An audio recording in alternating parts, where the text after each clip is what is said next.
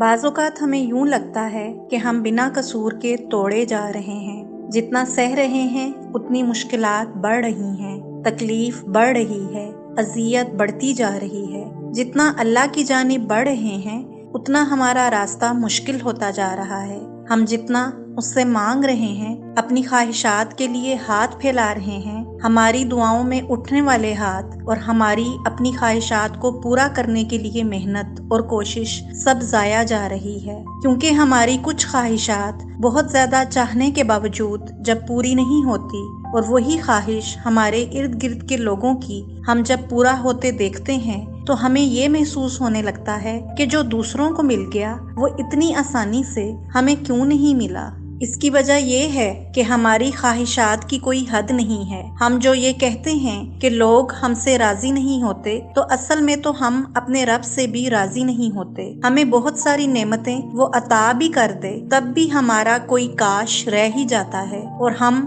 تب یہ بھول جاتے ہیں کہ ہم جو اپنے لیے بہترین چاہ رہے ہیں، ہمیں بنانے والا، ہمیں پیدا کرنے والا ہمارے لیے بدترین اور ہمارا برا کیسے چاہ سکتا ہے۔ لیکن ہم حالات و واقعات کو اپنی قسمت سے جج کرنے لگ جاتے ہیں، کسی حادثے کو اپنی سزا سمجھنے لگ جاتے ہیں، کوئی خواہش ادھوری رہ جائے تو اسے رب کی ناراضگی سمجھنے لگ جاتے ہیں، جو کہ درست نہیں ہے۔ بعض اوقات نفع دکھائی دینے والی چیزوں سے زیادہ نہ دکھائی دینے والی چیزوں میں ہوتا ہے۔ یونیورسٹی میں بڑی بڑی ڈگری تو بہت سے اسٹوڈنٹس کو ملتی ہوگی، لیکن اچھا کیریئر، مقام اور کامیابی اس ڈگری کی وجہ سے سب کو نہیں ملتی۔ اسی طرح اگر کوئی دنیا میں بہت مالدار اور پیسے والا ہے، یا کسی کے پاس اس کی اولاد ہے، بیٹے ہیں جس پر اسے فخر ہے، تو ضروری نہیں کہ وہ اپنے رب کا پسندیدہ بھی ہو۔ یہ دولت، یہ اولاد اس کی آزمائش بھی ہو سکتی ہے، کیونکہ اللہ نے راضی رہنے کا معیار دولت یا دنیا کی چیزوں سے نہیں، بلکہ نیکی، عبادت اور لوگوں کے احساس کرنے سے اور اس کی رضا پہ راضی رہنے سے کیا ہے۔ ہم انسان کسی بھی قابل نہیں ہوتے، یہ ہمارا رب ہے جو ہمیں بار بار اٹھا کر کھڑا کرتا ہے۔ جب ہم اسے بھول کر دنیا میں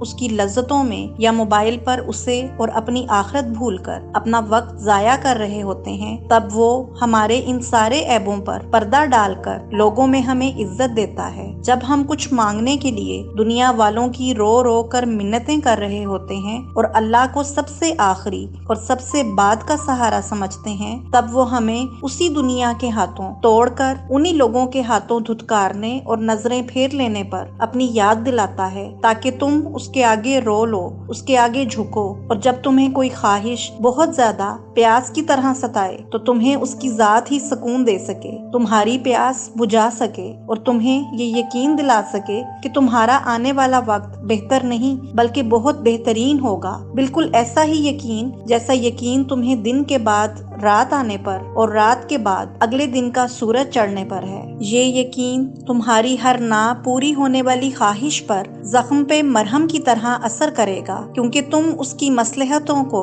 جان ہی نہیں سکتے۔ تم ہر بار نافرمانی کرتے ہو اللہ کے فیصلوں کی، لیکن ہر بار تمہیں اسی کی محبت بچا لیتی ہے۔ تم دیکھتے نہیں، لیکن تمہیں زندگی ایک حقیقت دکھاتی ہے، اور وہ حقیقت کیا ہے؟ جتنی بھی مشکلات آ جائیں، گھبرا جاؤ مگر یقین کو مت چھوڑنا۔ اگر یقین کا دعویٰ ہے تو بے چین مت ہو، جلد بازی مت کرو کہ یہ خواہش کب پوری ہوگی، کیسے ہوگی، کیوں پوری نہیں ہو رہی، بلکہ معجزے کا انتظار کرو، اور معجزہ پریشان ہو کر بیٹھ جانے سے نہیں بلکہ اس کے آگے روبرو کھڑا ہونے سے ہوگا۔ اس پہ یقین کامل کرتے ہوئے ہمیشہ اس سے مانگتے رہنے سے اور اچھی امید رکھنے سے ہوگا، اور پھر اللہ کا وہ وعدہ پورا ہو کر رہے گا کہ تمہیں ان قریب تمہارا رب اتنا عطا کر دے گا کہ تم راضی ہو جاؤ گے۔